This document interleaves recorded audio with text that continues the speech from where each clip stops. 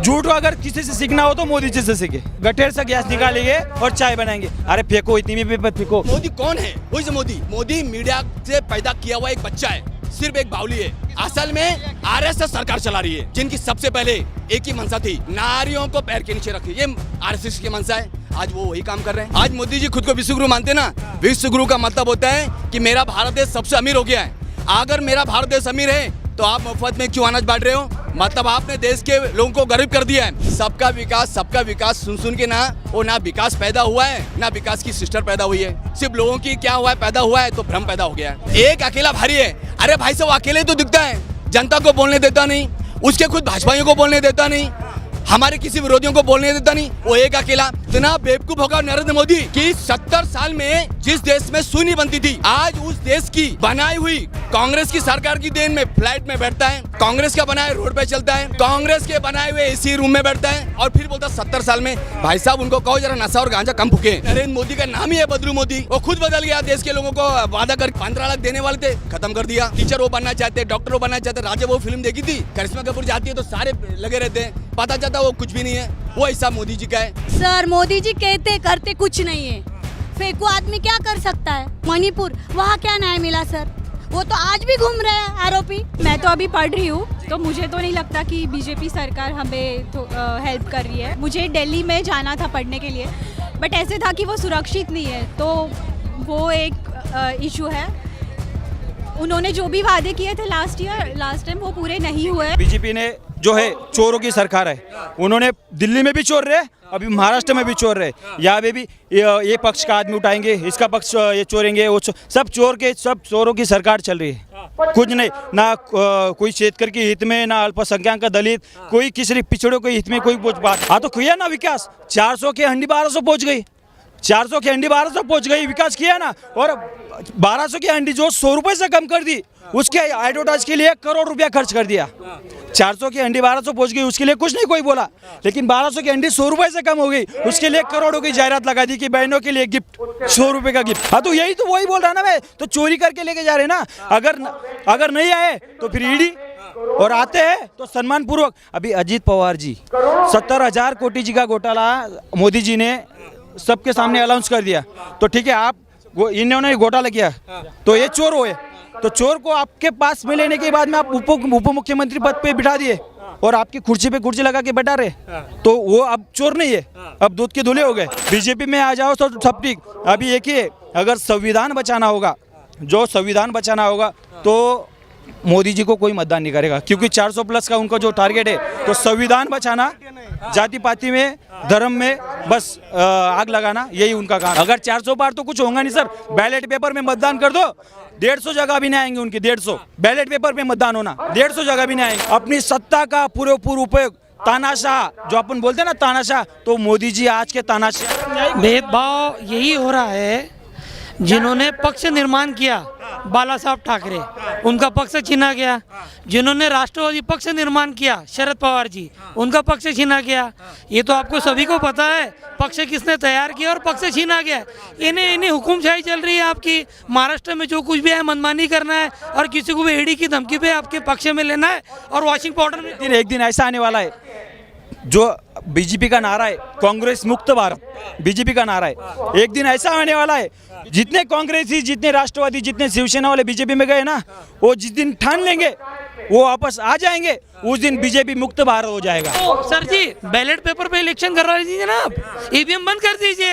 अगर आप सही सच्चे ईमानदार देश के नागरिक हैं तो बैलेट पेपर से इलेक्शन करवाइए ना। सर ये देखो, जो भी जाति में जाते वहाँ वो अपना रिलेशन बना लेते। झूठ को अगर किसी से सीखना हो तो मोदी जी से सीखे। झूठ अगर सीखना हो तो सिर्फ मोदी जी से सीखे। कहीं भी गए, उनका वो छोटे थे, अभी देखो बोले कोलकाता में मुझे मेट्रो ट्रेन दिखनी थी। हाँ, तो मेट्रो ट्रेन कब आई, इनका जन्म कब हुआ? अरे चाय फेंको, अभी गैस, वो गठेर से गैस निकालेंगे और चाय बनाएंगे। अरे फेंको, इतनी भी फेंको। ये राहुल जी गांधी है ना, उनका शिक्षण देखो और इनका शिक्षण देखो। अरे क्या है, अब फर्जी डिग्रियां लेके आ गए, तुम फर्जी डिग्रियां लेके आ गए। बोले, मैं मोदी जी से एक बात पूछना चाहता हूँ। पूरी दुनिया में डंका पीटते हैं कि मेरा देश विश्व गुरु हो गया। आज मोदी जी खुद को विश्व गुरु मानते ना। विश्व गुरु का मतलब होता है कि मेरा भारत देश सबसे अमीर हो गया है। अगर मेरा भारत देश अमीर है तो आप मुफ्त में क्यों अनाज बांट रहे हो? मतलब आपने देश के लोगों को गरीब कर दिया है। और एक बात बता देता हूँ, इस देश का किसान, युवा और महिलाएं जब तक तरक्की नहीं करेगी ना, ये देश कभी विश्वगुरु बन ही नहीं सकता है। और एक बात बताऊं, मेरा ओपन चैलेंज है, नाम लेके रखना रोहित कुमार प्रजापति, अगर मोदी में दम है और भाजपा में तो बैलेट पेपर लाके दिखाएं। भाई साहब 400 का सपना देखने वाले ना 4 पे आ जाएंगे, 4 पे लिख के देते। आज आप ग्राउंड रिपोर्ट निकालिए, आज सबसे ज्यादा बेरोजगार है युवा। आज जब बच्चा केजी में एडमिशन लेता है ना, आज लाखों फीस भरनी पड़ती है। बच्चा 10वीं पास करता है, जो माँ बाप होते हैं उनकी लाखों की कमाई टूट जाती है। बच्चा बड़ा होकर सपना देखता है कि मुझे इंजीनियर डॉक्टर बनना है। अरे भाई साहब आपने केजी से 10वीं तक तो सारा खत्म कर दिया है। हाँ, पढ़ाई पहले भी होती थी। आज महिलाओं पे इतना अत्याचार हो रहे। आज भाजपा में सबसे ज्यादा बलात्कारी लोग पड़े हुए। आपने बैनर देखा होगा, नारी न्याय हक परिषद, नारी न्याय हक परिषद। आज हमको न्याय हक मांगने की जरूरत क्यों पड़ी है? क्योंकि इतना अत्याचार कर दिया है। आज मीडिया ने हमारी आवाज को दबा दिया है। भाई साहब मैं ये बता दूं, इस देश का जो जन्म है ना वो 2014 में हुआ। इस देश का जो 70 साल का बुजुर्ग है ना, उसकी उम्र 9 साल है, उसकी 9 साल उम्र है, क्योंकि पैदा ही 2014 में। अब भाई साहब 2014 के पहले तो हम सब नंगे घूमते थे, कपड़े हमको मालूम नहीं थे, पढ़ाई लिखाई मालूम नहीं थी। अरे भाई साहब कितना बेवकूफ होगा नरेंद्र मोदी कि 70 साल में जिस देश में सुई नहीं बनती थी, आज उस देश की बनाई हुई कांग्रेस की सरकार की देन में फ्लाइट में बैठता है और कांग्रेस का बनाए रोड पे चलता है, कांग्रेस के बनाए हुए एसी रूम में बैठता है। अरे हर चीज तो कांग्रेस में, और फिर बोलता 70 साल में। भाई साहब उनको कहो जरा नशा और गांजा कम फूके। मोदी जी पूरी भाजपा और घमंड में जो चल रही है ना भाजपा, एक बात बताएं, घमंड तो रावण का भी नहीं चला है, इनका क्या चलेगा? एक बात कह दूं, एक अकेला भारी है। अरे भाई साहब अकेले तो दिखता है, जनता को बोलने देता नहीं, उसके खुद भाजपाइयों को बोलने देता नहीं, हमारे किसी विरोधियों को बोलने देता नहीं, वो एक अकेला। अच्छा एक अकेला है ना, एक अकेला भारी है ना, भारी तो तब होगा ना, भारी तो तब होगा जब मेरा देश भारी होगा। अरे मेरा देश को खोखला कर दिया। भाई साहब दुनिया में डंका बज रहा है, क्यों? क्योंकि मोदी जी सबसे बेवकूफ आदमी। अंग्रेजों को देश लूटने की जरूरत नहीं पड़ी, मोदी नाम का एजेंट भेज दिया है, देश को लूट रहा है। पहले ईस्ट इंडिया कंपनी थी, अब अडानी अंबानी नाम के लोग आ गए, ये लोग देश को लूट रहे। भाई साहब इनकी जो मानसिकता ना आरएसएस की, जब देश स्वतंत्र हो रहा था ना तो भगत सिंह जैसे लोगों ने कम उम्र में अपनी जान की बलिदान दे दिया। ये लोग पिछवाड़े से गोलियां मार रहे थे, गद्दारी कर रहे थे। जैसे तैसे इस देश के किसानों ने, इस देश के युवाओं ने, महिलाओं ने, नागरिकों ने और हमारे जो बुजुर्ग लोग, उन लोगों ने देश को स्वतंत्र करवाया। इनकी आंखों में ना धूल झुक गई है, कीड़े चुभ रहे हैं। भाई साहब शोले पिक्चर देखिए, गब्बर सिंह डाको, उसके पीछे कोई नहीं, फिर क्यों लूट रहा था देश को, क्यों लूट रहा था? और रहा सवाल परिवारवाद का, तो मैं पूछना चाहता हूँ, अमित शाह के सुपुत्र जिनको इंग्लिश भी ठीक से बोलनी नहीं आती है, बात तो बड़बड़ी करते हैं, जैसा ने कौन सा बैट पकड़ा, कौन सी बॉल पकड़ी, भाई साहब उनको बीसीसीआई का सेक्रेटरी बना दिया। क्या देश के युवा कम थे, देश के खिलाड़ी कम थे? अरे जिसको एबीसीडी मालूम नहीं है, परिवारवाद तो तुमने मचा के रखा है, तुमने मचा के रखा है। आज भाजपाओं की लिस्ट निकालिए, बताइए कौन सा खासदार। अरे भाई साहब कितने खासदार तो नाराज है क्योंकि उनके सुपुत्रों को टिकट नहीं मिल रहा है, उनकी बच्चियों को टिकट नहीं मिल रहा है। मेरा बेटा गोरा गोरा, दुनिया का बेटा काला काला, वो हिसाब है। हम करें तो चोरी और वो करें तो भाई साहब हमारे बच्चों को सही चल रही है क्या? तानाशाही। भाई साहब तानाशाही का भी एक लिमिट होता है। हिटलर ने तानाशाही की आत्महत्या कर ली, इसके तो उससे भी बुरे दिन आएंगे, ये खुद अपने आप को मार लेगा। क्या होगा मोदी का? मोदी का कुछ नहीं होगा।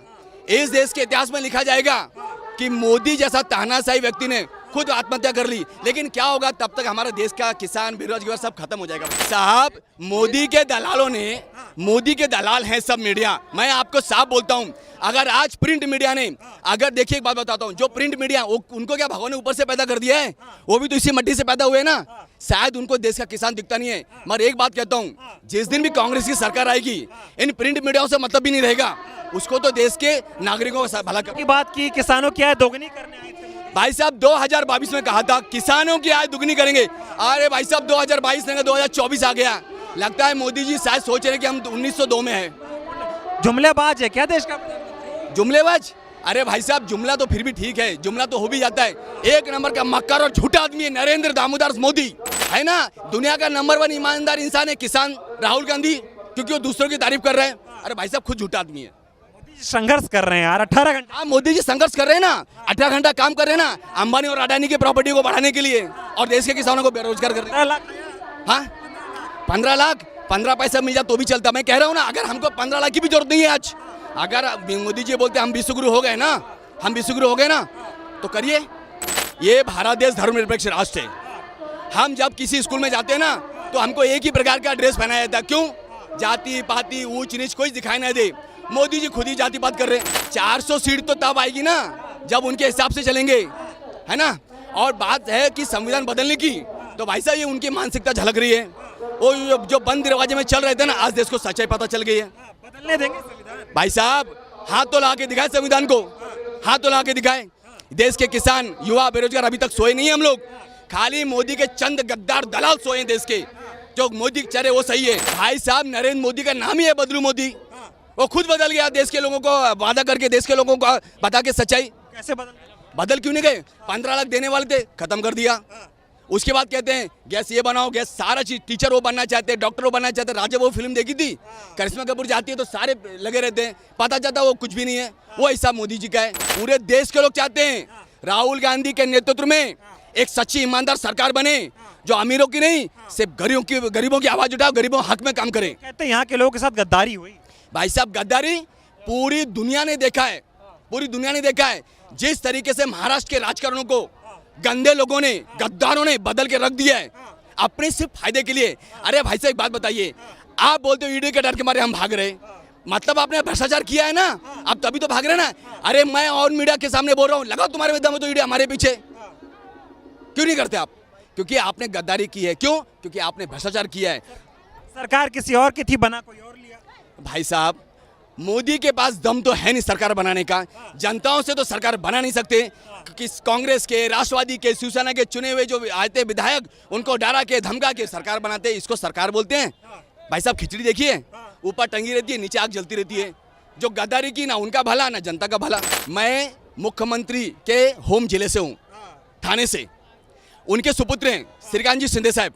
हाँ, आज जब एक युवा उनसे बात करता है, बात करने आता नहीं है।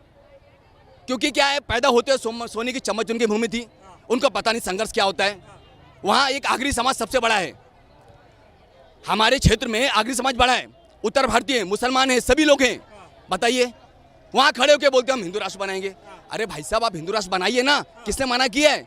अरे हिंदू राष्ट्र बनाने के लिए, राम नाम जपने के लिए मुंह में अन्न तो चाहिए, पेट में। दे तो रहे 80 करोड़ लोगों को, क्या दे रहे हैं? अरे भाई साहब भाषण में राशन दे रहे हैं, सच्चाई में कहाँ दे रहे हैं? और देने की जरूरत क्यों पड़ रही है? आप तो बोल रहे ना विश्वगुरु हो गए। सबको राशन मिले, सबका विकास। अरे भाई साहब सबका विकास सुन सुन के ना, वो ना विकास पैदा हुआ है, ना विकास की सिस्टर पैदा हुई है। सिर्फ लोगों की क्या हुआ है, पैदा हुआ है तो भ्रम पैदा हो गया है। भाई साहब उनका झोला भी तैयार नहीं रहेगा अब तो बिना झोले के, बिना चप्पल के भागेंगे मोदी जी। और इतनी दूर भागेंगे ना कि उसके बाद उस पता नहीं चले कहाँ गए। भगाएंगे? हम नहीं भगाएंगे, ये देश की जनता भगाएगी, देश की जनता का गुस्सा भगाएगा। एक बात बताता हूँ भाई साहब, अगर कोई सेलिब्रिटी आता है तो आप रेड कारपेट बिछा के उसको लेके आते हो, फूलों की माला। अरे मेरा देश का किसान जो इस धरती का सीना चीर के जो अन्न उगाता ना भाई साहब, वही किसान नरेंद्र मोदी की छाती पर हल चला के इस देश में सरकार बनाएगा। मोदी के खिलाफ जो भी बोले वो आतंकवादी घोषित हो जाता है, देशद्रोही हो जाता है। भाई साहब देशद्रोही तो खुद हैं जिन्होंने देश के साथ गद्दारी की। देशद्रोही का मतलब क्या है? जो देश के प्रति द्रोह पैदा करे उसको देशद्रोही कहते हैं। गुस्सा मोदी से नहीं है। इस देश में दो विचारधारा काम करती है, एक देश हित में और एक देश के विरोध में। हम उस देश हित के विचारधारा के साथ हैं जो कांग्रेस लेके चलती है, जिसमें सर्वधर्म समभाव की भावना चलती है।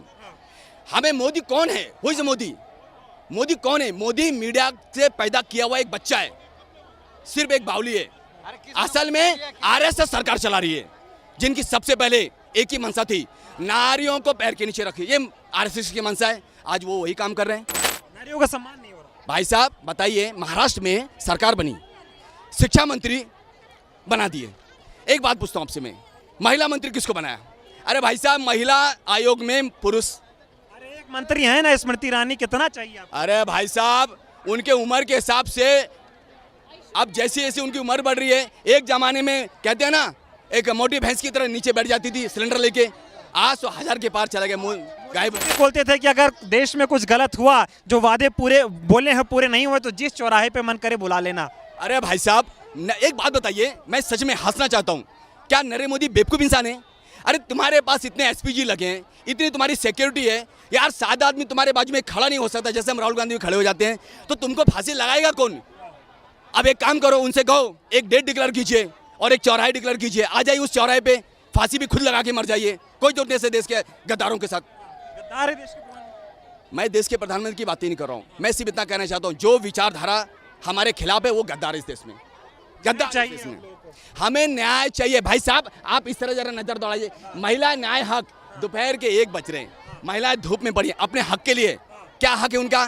क्या हक है उनका? उनके पेट में जो बच्ची है उसका जन्म सही तरीके से हो जाए। भाई साहब सरकारी स्कूलों में, हॉस्पिटल में जाइए आप, परिस्थितियां क्या। डेली रेप हो रहा है महिलाओं के साथ महाराष्ट्र में तो। हाँ, आए दिन महाराष्ट्र में रेप हो रहा है महिलाओं। अरे भाई साहब मोदी के पूरे मंत्रिमंडल में आधे ज्यादा तो रेपिस्ट है, आपने देखा नहीं?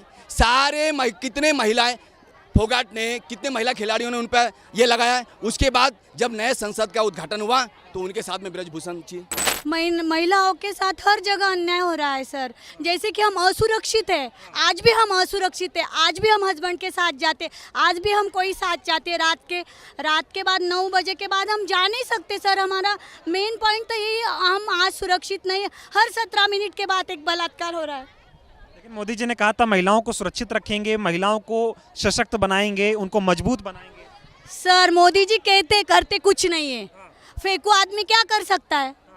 कुछ नहीं कर सकता। इसीलिए तो हम सब महिलाएं राहुल गांधी आए, इसीलिए हमारा जो हमारे प्रॉब्लम से वही बताने आए थे ना सर। नहीं, लेकिन मोदी जी कह रहे हैं मैं फेंकू नहीं हूँ, मैं ईमानदार हूँ, महिलाओं के लिए काम करता हूँ। बोलते हैं देश की महिलाएं मेरा परिवार है। तो हम सुरक्षित क्यों नहीं है सर? हम 11 बजे तक क्यों नहीं घूम सकते?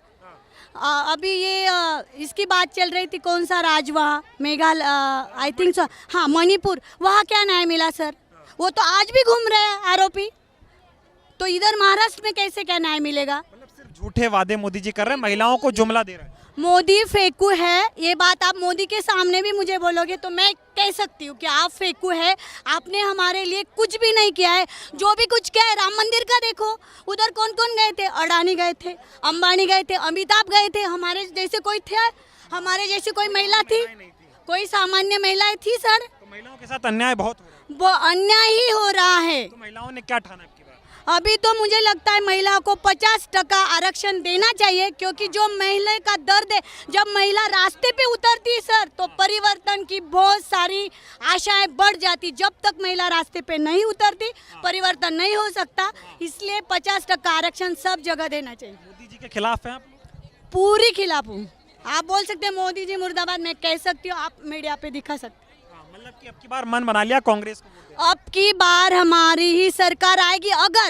अगर मोदी जी ने झूठा ईवीएम मैनेज नहीं किया, मोदी जी ने मीडिया को खरीद लिया, ये बात अगर मोदी जी करते नहीं तो खुलेआम कांग्रेस का चैलेंज है कि वो जिता के दिखाए, अगर बैलेट पेपर पे मतदान हो तो। बोले तो महंगाई कम कर देंगे। आप लोगों से भी थोड़ी बात करना चाहूँगा। आप महंगाई की बात होती है, महिलाओं की शिक्षा की बात होती है, आपको लग रहा है बीजेपी सरकार इस पर कोई काम कर रही है?